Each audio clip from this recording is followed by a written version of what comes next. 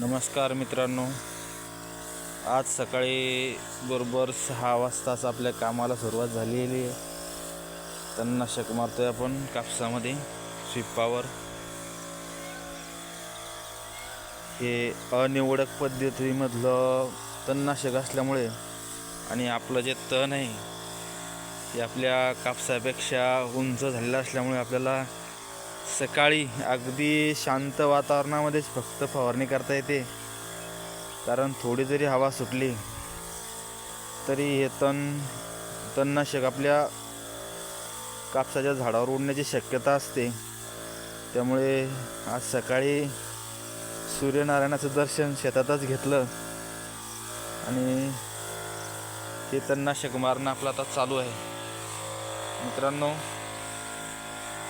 याच्यासाठी एक जुगाड असते, परंतु आपलं पहिलंच वर्ष असल्यामुळे आपण ते काही बनवलेलं नाही आहे.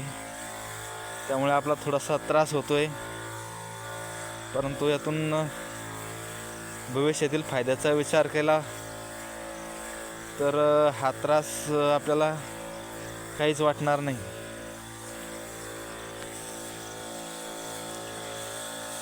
तरी ज्यांच्याकडे जुगाड वगैरे असे काही सुविधा नसेल त्यांनी तण आपल्या पिकापेक्षा लहान असतानाच त्याच्यावर तणनाशकाची फवारणी करून घ्यायला पाहिजे. धन्यवाद मित्रांनो.